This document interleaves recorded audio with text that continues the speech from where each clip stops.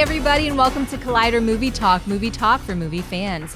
I'm your host, Ashley Mova, and this is the daily show where we give you all of the latest news from the world of movies, plus some insight into what it all means. Joining us as always is Jon Campea. Well, greetings and salutations, everybody. Welcome to the best damn movie-related show on the planet Earth, coming to you from right here at the Collider Video Studios here in Burbank, California, and we are so glad you decided to make us part of your day. I also hear Jon Schnepp. Yo, man, that's so dime piece, son. He's doing it. He's doing it. Dime piece, Right baby. off the top. That's Also hear Mark Ellis. Mine's a little more hectic. Mothy. Yeah, mine's got to get the hell out of here. Hey, guys, listen, before we get rolling on the movie news today, and there is actually a ton of stuff to cover, as you know, we have been talking here for a while that we are launching some TV recap shows. We're starting with 6 shows here on Collider Video that we're going to be recapping. I'm very excited about it. So as I mentioned before, we're doing 6. We're going to be doing the Blacklist, Empire, Arrow, Flash, Agents of S.H.I.E.L.D., and Supergirl. And we are launching this Wednesday with a special preseason episode of Empire recap show. Of course, the first episode of Empire Season 2 airs next week, but we're going to do a preseason show this week. So I wanted to take this opportunity to introduce you guys to the casts of our recap show. So Dennis, in any order you like, let's bring up one other thing. We're going to start off with Supergirl. And you might recognize a couple of faces there. Obviously, we have Corey Takei and we have Clark Wolf. And also, those aren't 2 pictures of the same person. Those are twins. That is Britta and Carly Garso, who are going to be on Super. That is our Supergirl foursome. I think you guys are going to love these people. I'm really looking forward to them doing their thing. Next up is The Flash, with an incredibly strong anchor. That's done. Oh, that's me. That's me. Okay, so it's going to be myself. It's going to be, of course, you recognize a couple of the other faces there as well. It's going to be David Griffin. We're being joined by the amazing Quinn Marie, and you know him from, well, you've seen him guest on Jedi Council. You've also listened to him on Far, Far Away. John Roca is going to be joining us. I'm really excited about having him here. Next up is our Agents of S.H.I.E.L.D. after show, and that one is being hosted by Will Link, Darrell Davey, Aaron Fenton, and Michael Medina, who you probably recognize from he did Arrow last year as well. So Agents of S.H.I.E.L.D., that is our lineup for that. Next up is Arrow, going to be anchored by Ann Campea. This is going to be her 4th season of doing the Arrow After Show. Of course, Michael, right above her, she did the Arrow After Show with her last year. Over there on the right-hand side, you see any of you guys who follow Schmoes, you know Josh McCouga. Yeah. And the co-host of DC All Access, Jason Inman. And that is your Arrow After Show, your Arrow Recap Show lineup. And is there more? Oh, there is, of course, the one that's going to be leading things off for us, our Empire After Show. It's going to be hosted by Jemiah Brown, Courtney Perdue, Tamara Dia, and of course, the aforementioned Quinn Marie. Really excited about that. And I think we have one more. Yes. Again, some faces there. You got myself in there. We've got Wendy Lee in there. We got Kat Ensley. And we have the guy who I've actually worked with on a couple of after shows already, both here and in other places. Xavier Berkman is going to be, that's your hosts for the Blacklist after show. And that's it. We're leading off this week, of course, with Empire getting things running. We're so excited. Please join us. If you watch any of those shows, please join us for our recap shows. We're really excited to get rolling on that. Now, before we get into our first story of the day, I also want to remind you guys, New York Comic Con is coming up. And we have an insanely great contest going on over on Collider.com. We're going to have a link in the description where you can get all the details. But basically, what is it you can win? Nothing but tickets to fly to New York City, your hotel accommodations covered. What? Yeah, some spending money and passes to the New York City Comic Con. It's insane. Check the description of this video for the link to where you can get all the information on how you enter yourself. It's simply following us on Facebook, following us on our YouTube channel, following us on Twitter. That's how you get yourself entered. But once again, check the link in the description. It'll take you to where all the prize details and entry details are. Get yourself entered into that. Now, with all that out of the way, as happens sometimes, a movie news story dropped after we had the show notes written up. And what actually dropped was the first trailer for the new Jungle Book movie from Disney. Now, you heard Christian and Mark and I talk about the footage that we saw at D23, where they showed a Marvel presentation, where they had a Lucasfilm presentation. And at least for my money, what stole the show was Jungle Book. Now, this trailer that dropped today, I think it was about a minute 30. Yeah, it was about like a minute 40 tops. The stuff that we saw at D23 was probably what, 3.5, Probably 4 3.5 minutes? or 4 minutes long. A lot of the stuff that's in the trailer was in that footage as well. Some key things missing in this trailer that we still got to see, but still, this trailer dropped. Schnepp, this was your first exposure to anything from Jungle Book. Your reaction to this Jungle Book trailer? Well, I was really excited to see it because you guys had talked about it so much. I was like, I don't know if it's really that good until I see it.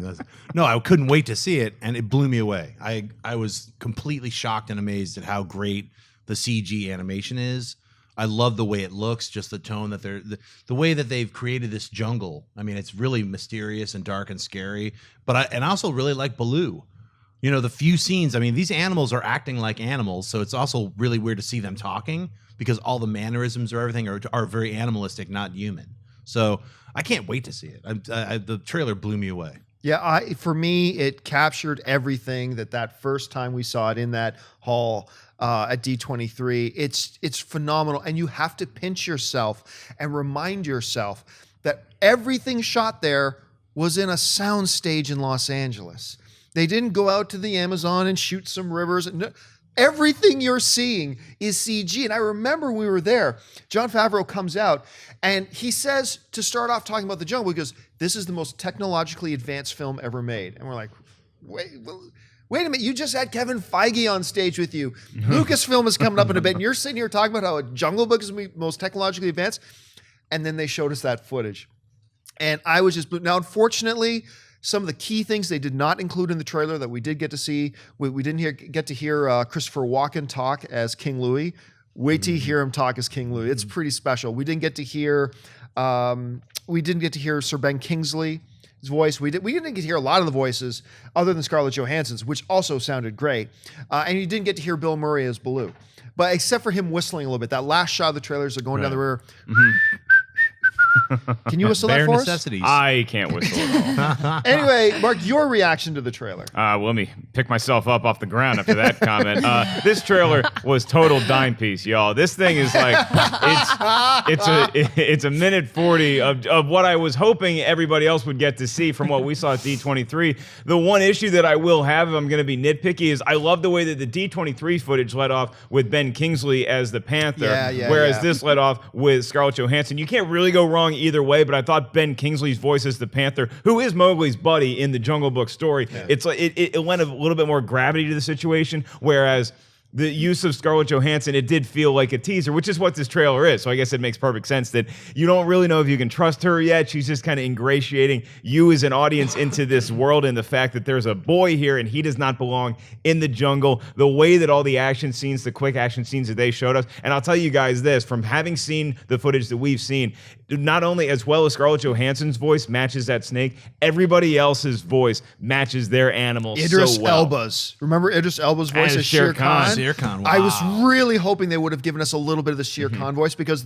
when we heard him at D23, everybody in the audience was just like, whoa. Wow. Idris Elba's voice as Shere Khan was just like, nailed it. Absolutely perfect. Yeah, and you know, for all this stuff that we give, we always give J.J. Abrams all this credit for doing the new Star Wars and going back to practical effects and real sets, and then we hear this is all shot like 2 doors down from where this studio is, and we're like, yeah, this is awesome. So as long as you make it look realistic, we're going to be happy as an audience. You know what I was going to say is some of the shots of Mowgli jumping, I swear to God, it's like right out of the original animated Jungle Book. Like, I think because it's some of those shots are like a CG kid, and I think they painstakingly they framed it and did a storyboard compositional shot. So it looks right out of the animated Jungle Book, because that was one of my favorite Jungle Book movies as a kid. Was Jungle Book. I loved it. It's interesting you bring up Mowgli, because to me, what this whole movie is going to hinge on is whether this 9-year-old kid, I think he was 9 when they shot the movie, because he's the only human character in this movie.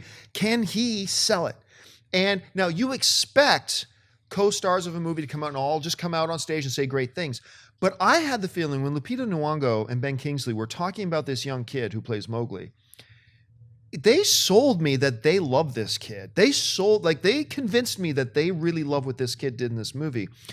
So if that works out, like, who would have thought when we first heard the announcement, oh, hey, there's a couple of Jungle Book movies coming, one from one studio, one from another, that we'd be sitting here now, getting into the second half now of 2015, going, I cannot wait for Jungle Book, but I cannot wait for Jungle Never Book. thought I'd hear you say that or myself say that either. But this movie is going to be, and if he crushes it, Jon Favreau is just putting himself on a new level. Oh, yeah. Right. All right, let's get to the first official story for the day. All right. The upcoming Marvel film Doctor Strange is scheduled to hit theaters on November 4th, 2016, and it appears they have found their leading lady. According to reports, actress Rachel McAdams has joined the film in an undisclosed role. McAdams was previously in talks for the film, but claimed she didn't think the talks would necessarily go anywhere. Schnepp, what do you think of Rachel McAdams joining Doctor Strange? Well, Rachel McAdams is a great addition to an already stellar cast. I mean, it's ridiculous how good this cast is. And yeah, I mean, I think the art there is like an overly sexualized Clea. Thanks, Ray. finds the most strange, just like overly sexualized. If you need actual over-sexualization, you go need to your Ray. actors to be instantly sexualized, please contact Ray Ora. And he will find it for you if it exists on the internet. She's an incredible actress. So I'm hoping that she does play Clea, which means then if she is playing Clea, then that definitely means that Mads Mikkelsen is playing Dormammu, because those two go hand in hand in this other dimension. So, you know, all bets are off. I think this could be the best cast Marvel movie, at least for myself, to exist so far. Mark? Clea and Dormammu. Not that familiar with the Doctor Strange universe at all. I am familiar, of course, with Rachel McAdams. And look, I didn't stay with True Detective season 2, but the first couple episodes I did watch, I was impressed seeing her do something different that I hadn't seen Rachel McAdams pull off yet. She was tougher than and a little over-sexualized actually in that role. That I think I'm like, okay, she's got a new layer to her that I haven't seen before. I'm not sure if that's what sold Marvel on putting her in Doctor Strange, but she clearly is an actress that has range. So of course I think she'll be a credit to this. I can't speculate on what in the Doctor Strange lore as to who she'll be, if she'll be good or bad, or with Cumberbatch or with Chiwetel Ejiofor or Tilda Swinton, whoever she's with. I think it's going to be a credit to the movie. Tilda Swinton, Chiwetel Ejiofor, Benedict Cumberbatch, Rachel McAdams. Mads Mikkelsen. I mean, this cast is just turning into something psychotic. Now, I actually heard from a source of mine at the studio that Rachel McAdams will be playing a new character they're calling, hold on a second, let me pull it up here, I'm sorry, Lady Strange. No, I'm making that up. I'm totally making that up. You couldn't sucker me. I knew it was. But no, first of all, Rachel McAdams, good Canadian kid, by the way. It's amazing. She has this ability when she is on screen. It's like the powerful gravity force of a black hole. All your attention seems to be drawn right to her.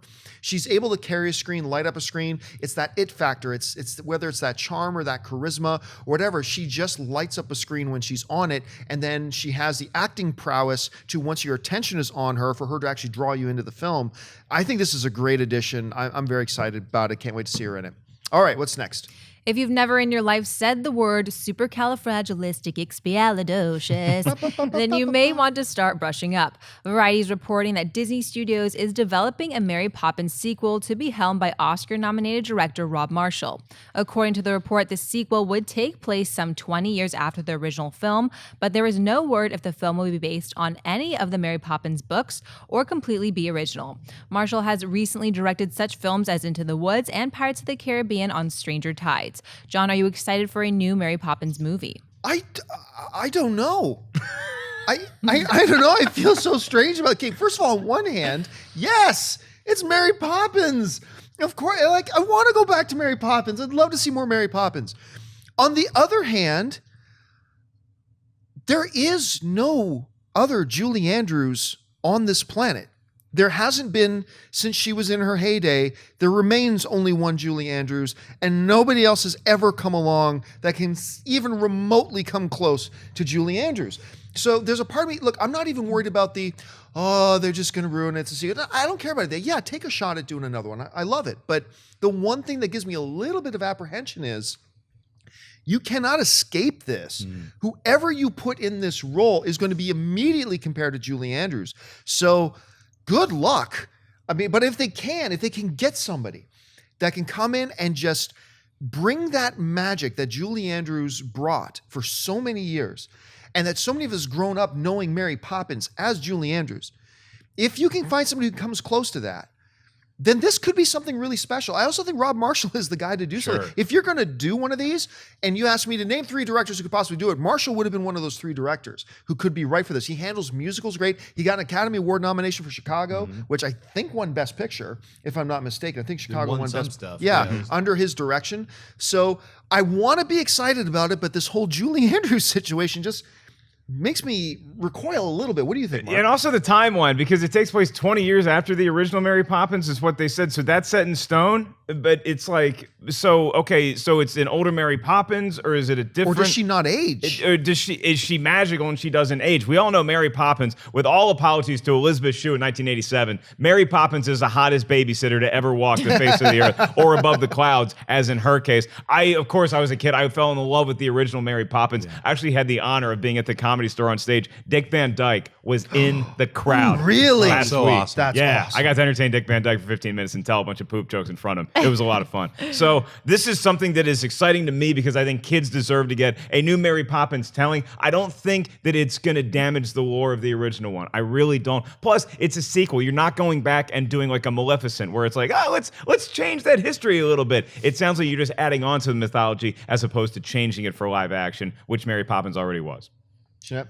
Yeah, I don't know about it. I mean, I agree with you, but Rob Marshall is definitely an incredible director for musicals. But Mary Poppins, it's sort of, I mean, look at what they did with Annie. And that's not even on the same level. Great Mary point. Poppins. I mean, if they're doing a reboot, I mean, I just say this is one of those for me that would be like, why? The original is such a masterpiece, I think. Well, they're not rebooting. It's a sequel. See, then the sequel thing, it's like, they don't have those guys who wrote the original Mary Poppins songs. So those guys, unless those guys are coming back and dusting off, like, all right, we're gonna do some brand new songs. I don't know. It just sounds weird. It just I can't get behind it. So I guess it's supposed to be set in like 1930s. I think the original was set in like 1910. Yeah. So if the timeline is right, this is gonna be 1930 England. Like I said, I still think this can be something that works. But man, I can't think of a property where one performer in that property so embodies what that property is as much as Julie Andrews and Mary Poppins. Oh, yeah. But I'll say this too. This reminds me of the Oscars last year. Because remember they had Lady Gaga come out at the Oscars to sing. Which one was it that she sang? Was Sound it the of Hills Music. Was it? Yeah, it was The Hills Are Right. Alive. And I remember, oh come on, Lady Gaga's gonna sing. What? She crushed it. Crushed that. So hey, maybe Julie Andrews can just sprinkle a little bit of her magic on some. Maybe Rachel McAdams. You heard it here. You know what? Let's get a good Canadian band to do the music. Nickelback will be doing the new Rush. music. Oh, wait. Rush will be doing the Dime music. Piece. Let's get Dime Piece to record Dime everything. Piece. They're incredible, ladies and gentlemen. All right, folks, we reached that part of the show now for buy or sell. In front of her, Ashley's got a few other items in the world of movie news. She's going to run them down, and those of us at the table are simply going to say whether we buy it or sell it. So, Ashley, what do we got? A brand new trailer for the upcoming movie Creed has just hit the web. Adonis Johnson, played by Michael B. Jordan, never knew his famous father, boxing champion Apollo Creed, who died before Adonis was born. However, boxing is in his blood, so he seeks out Rocky Balboa, played by Sylvester Stallone, and asks the retired champ to be his trainer. Rocky sees much of Apollo in Adonis and agrees to mentor him, even as he battles an opponent deadlier than any in the ring. With Rocky's help, Adonis soon gets a title shot, but whether he has the true heart of a fighter remains to be seen. Mark, buy or sell the new trailer for Creed. First of all, Creed should do the music Yeah. for the new Creed. song. They should get them back together. Like, where's Scott Stapp? Spoonful of sugar.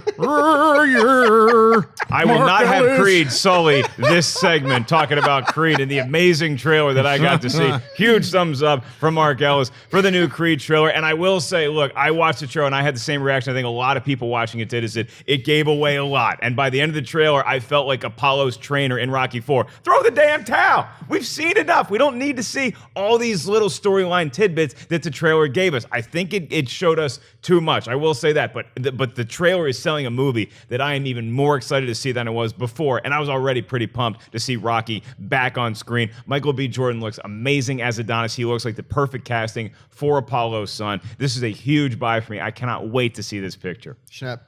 Yeah, I'm gonna buy it. I mean, even though you're right, they gave away the whole movie. For this specific trailer, I didn't really mind that much. If you look back at the original Rocky trailer, they also kind of gave that whole entire film away because they show him at the end, Adrian, at the very in the trailer.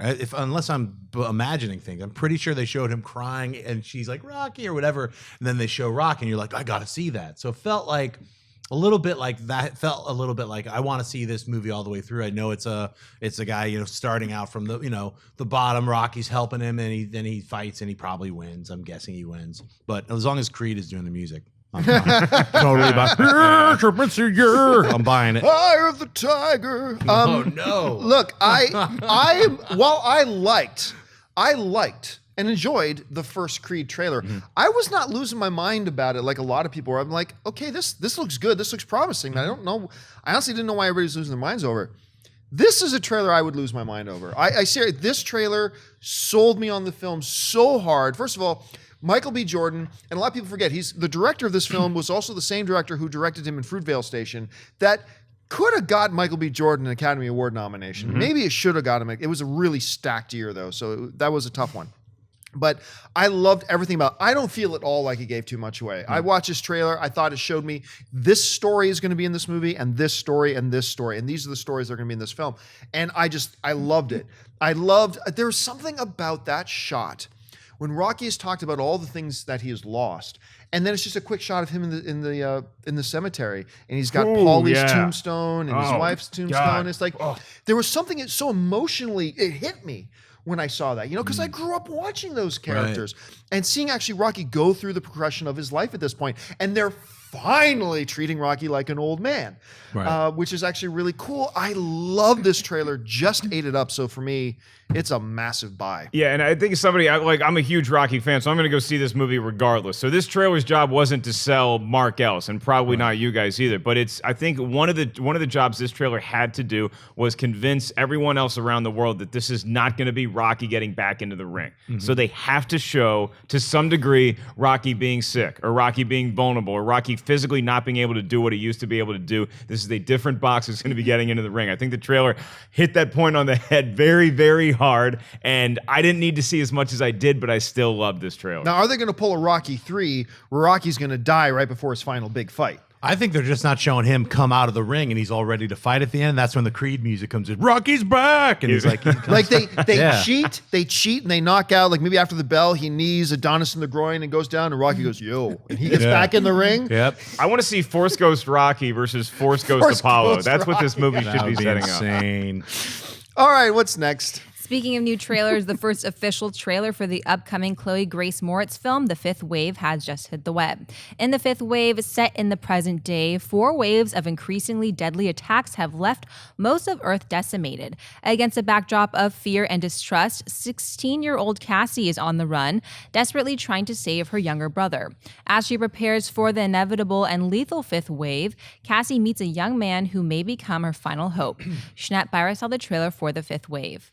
Kind of reminds me of like a hodgepodge of a lot of other science fiction films. You got some District 9 in there. You got Independence Day. You got some V. You got a whole. I mean, and you know what though? Even though it's got all these other elements, I buy the trailer. It was one of those things where I was like, a fun action sci-fi film that has element, even They Live and Invasion of the Body Snatchers. It has all these elements just like thrown into a blender. And sometimes these movies are great. The Blender as a blender movie, like Doomsday was one of these blender movies where it like had zombies, it had Escape from New York, it had all these different weirdo elements. Then it even had Excalibur with Malcolm McDowell with like, you shall fight in the Knight's Court. I don't know if you saw that movie. It's crazy. I love it. Was Rona Mitra in that one? Yeah, she was. That's right. She had the weird electronic eye, directed by Neil Marshall. What's up, yo? Directed The Descent. And he also did get tons of the best episodes of Game of Thrones. Anyway, that's what this trailer could be. I'm not saying the movie is. Fifth Wave is the next Excalibur. It's the ninth wave. It's the next Game of Thrones. And also Creed is doing the musical soundtrack to it, but it's all like with midi-chlorians. Midi-chlorians! Yeah. Mark. The Fifth Wave trailer, I buy it. It looked awesome. I did myself a disservice because I read the description of what it was before I put the trailer on, and just reading the thing, I thought, this sounds like they're trying to milk some sort of, young adult Hunger Games-ish vibe out of this. But watching the trailer, I was like, this looks awesome. This looks like a well-done spectacle movie as well.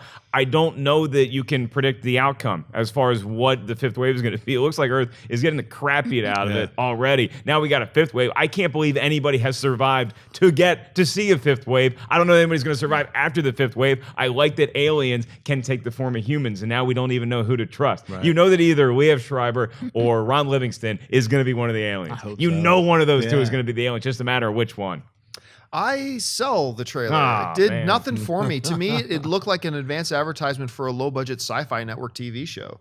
To be honest, I didn't do it for me. Now, that's just the trailer. The movie might be awesome. Let's see when a second trailer comes out. Maybe it'll change my mind. But I watched the trailer. I didn't feel any action. I didn't feel any excitement. I didn't feel any tension.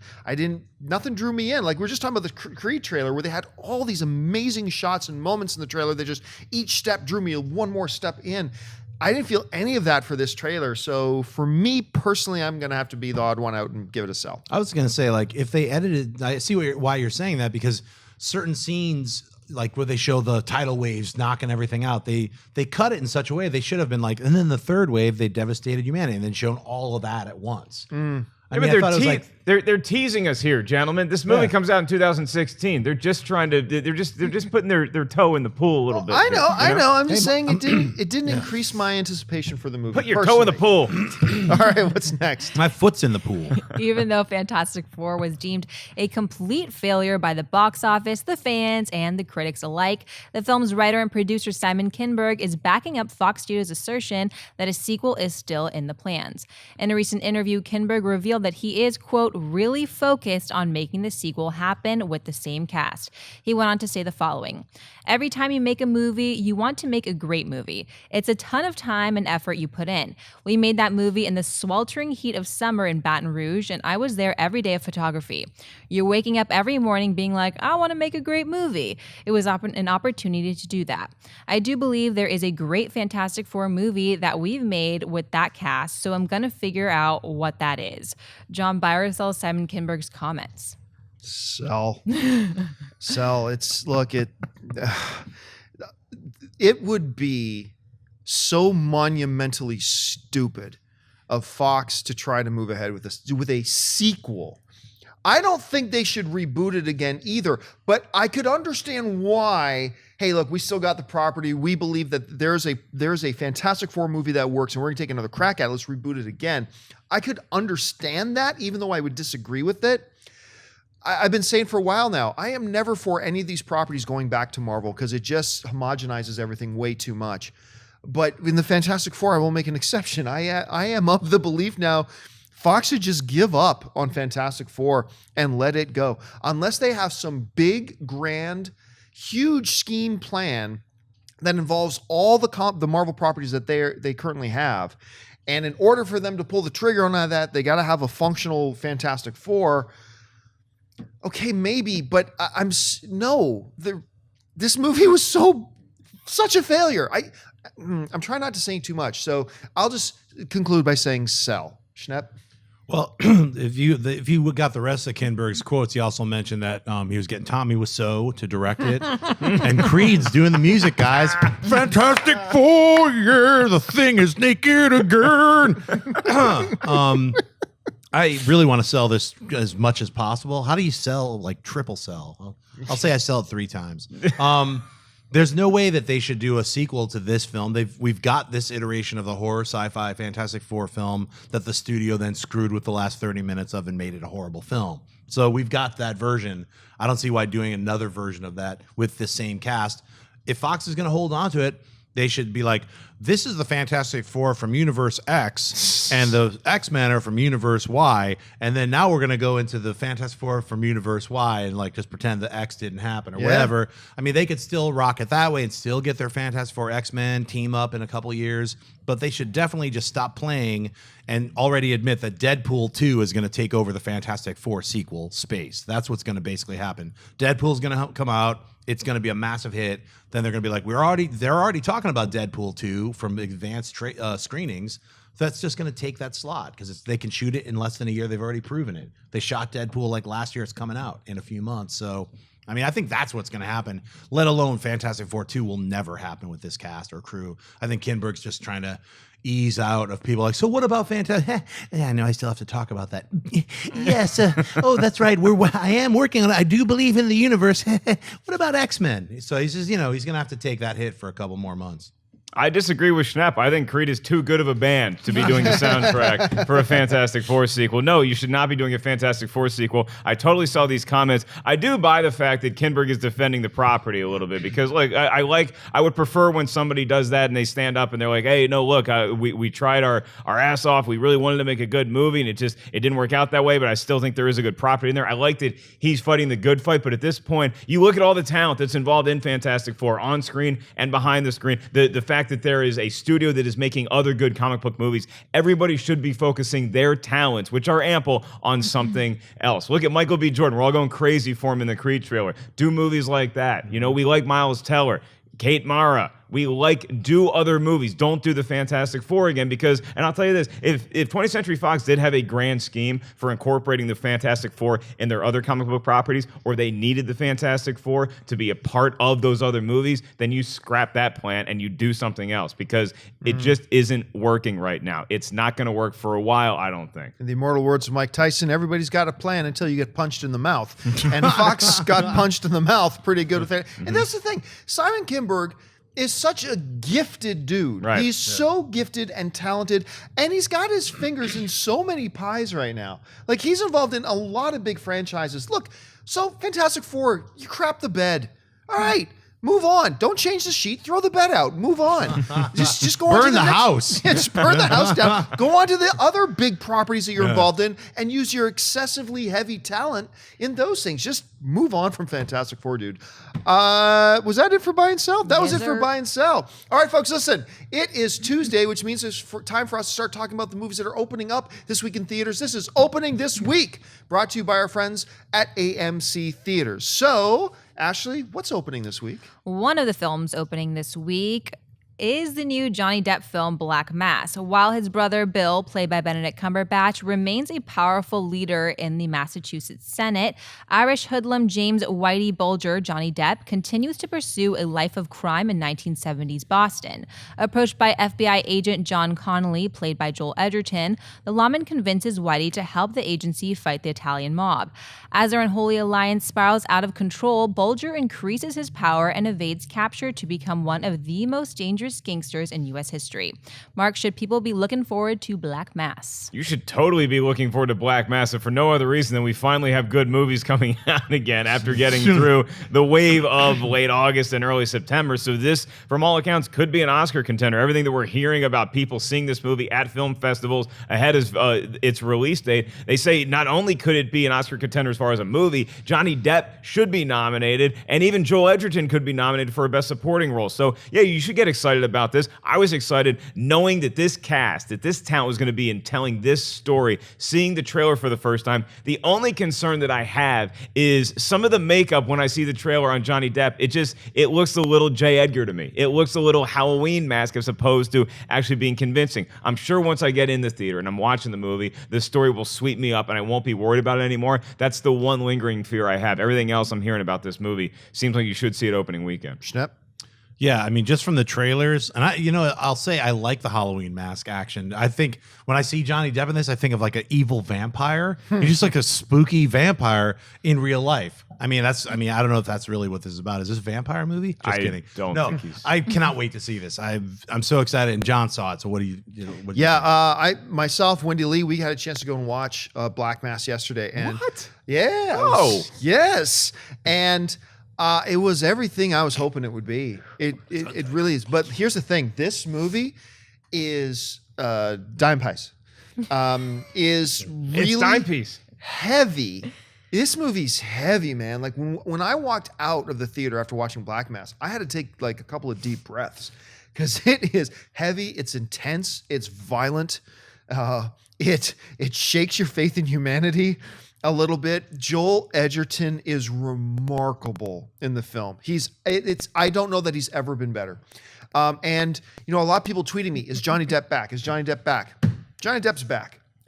And I'm going to agree with you. The outfit, the costume he's wearing, the makeup and everything, the first 5 or 6, maybe the first 2 or 3 minutes he's on screen, I really noticed it. And after that, it just blended into the movie. And then I wasn't thinking about, the slick back hair, the some of the prosthetics they did, or his eye color. None of that. That was just Whitey Bulger that I was looking at for the rest of the movie. There is a scene in this movie, without giving anything away, there's a scene in this movie between Johnny Depp and the character of Joel Edgerton's wife that I almost vomited. Not from being disgusted, but because of the tension. I haven't felt a movie give me that kind of tension as like the way they crafted this one scene. When you see the movie, you'll know exactly what I'm talking about. I will be shocked if Johnny Depp doesn't get nominated for Best Actor. I'll be a little surprised if Black Mass is not nominated for Best Picture. Whoa. I'll be a little bit surprised if it's not. If I had to bet money right now, I bet money that Black Mass is going to get nominated for Best Picture. Johnny Depp absolutely will get nominated for Best Actor. I believe. I'll be shocked if he's not. And I will also be shocked if Joel Edgerton is not nominated for Best Supporting Actor. He's just the other guy that really jumps out to me, because I always think it's weird that he's in this movie, in any movie I see him in or any TV show I see him in, and then he's in it, and then I'm always blown away by it, is this kid Jesse Plemons. Who you might remember from Breaking Bad. He was in Friday Night Lights. He, I believe, is the first character you see in this movie. And it's like, oh, I forgot he was in this. That's kind of weird. And he adds to the atmosphere of this movie so well. Just a really good movie, man. Like I really enjoyed this thing. But like I said, you're going to have to decompress after you watch it. You're going to have to decompress after you watch it. It is heavy. It is powerful. It is tense. It is everything you thought this movie would be. That's what it is. There's that word again, heavy. In the future, is there some problem with the Earth's gravitational pull? All right. Well, listen, folks, we reached that part of the show now for mailbag. If you've got a topic or a question you'd like us to address on the show, you can just email us anytime to collidervideo@gmail.com. So, Ashley, what's in the mailbag today? James Ito writes, "Hi, Collider. I love your show. I watch it every day. With the new history film Bridge of Spies, directed by Steven Spielberg, coming out next month, my question involves a history versus Hollywood approach. I think that a movie's primary objective is to entertain, but I have a lot of history friends who think differently and say the historical inaccuracies are too much for them, i.e. Braveheart 1995, a great movie. In my opinion, if a historian wants a 100% accurate movie, then they should watch documentaries. Am I wrong for saying that?" No, actually, you just kind of echoed what I've said for a long time about it. Look, do I like it when a movie based on historical events can be as close as possible to the historical events? Yes, that's always great. But the first responsibility of a filmmaker, the first responsibility of a movie is not to give me a history lesson. That is not the responsibility of the movie. The responsibility of the movie is to give me an entertaining time at the movie. Give me something that I have an emotional experience at, whether it's happiness, excitement, joy, fear, shock, whatever. You got to give me that emotional experience when I go. And that means you got to take some creative license with it. Now, are there some things that are taboo that you should not touch? Sure, yes, I guess. But even in like Inglourious Bastards, they totally changed history in that movie, like with Hitler in World War II. And it was for the benefit of the movie. I mean, so no, I've never bought into this idea that they got this wrong. This conversation with that guy never happened in this place. It actually happened in this place. I don't give an F. I really don't. I went there to see a movie. If I want to be educated, I should pick up a book or watch a documentary that does have the onus to be completely accurate, at least as much as possible. So yeah, for me, I completely agree with you. I don't care about historical inaccuracies in movies. The movies are there to be movies. Take creative license to give me the best possible movie that you can. Stay true if you can. Absolutely. The more you can stay true and give a good movie, bonus. That's awesome when you can do that.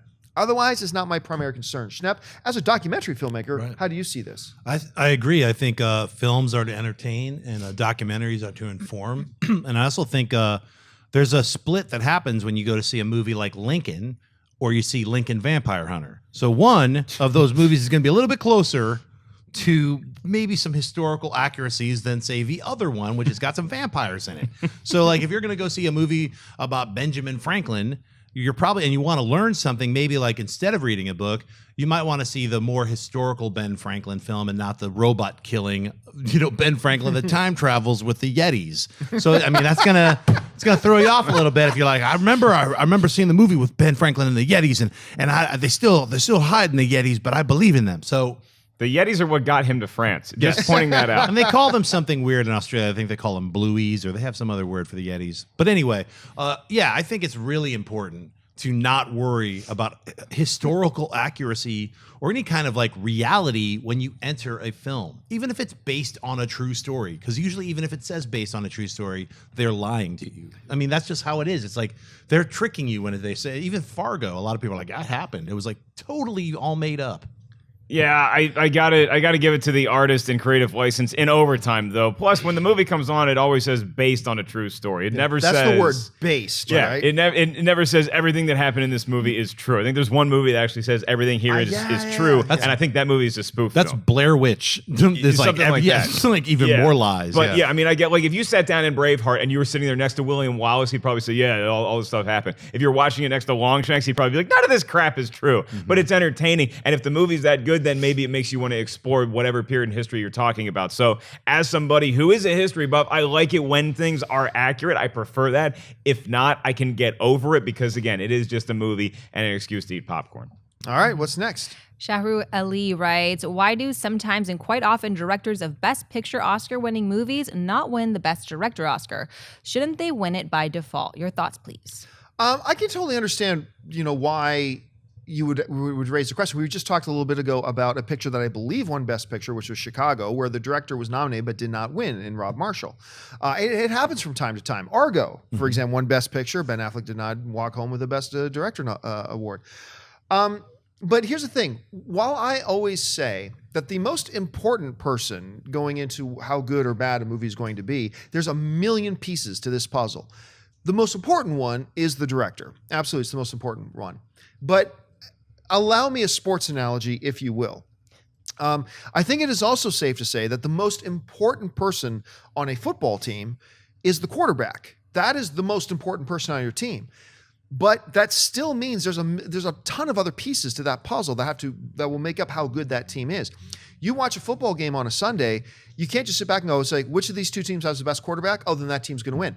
Doesn't always work out that way because there are other pieces of the puzzle. You can watch him. Who's the best basketball player in the world? LeBron James. You still have to have other pieces of the puzzle around you. You can't go in that way. So while the director is the most important person, he's not the only thing that goes in. You still have to take into effect the cinematography. You got to take into effect the writing, the performances, the other million other things that go into making a movie that you can sit down and go, my God, this movie was masterfully directed. When you look at what was available to the director, what they were able to put together was incredible.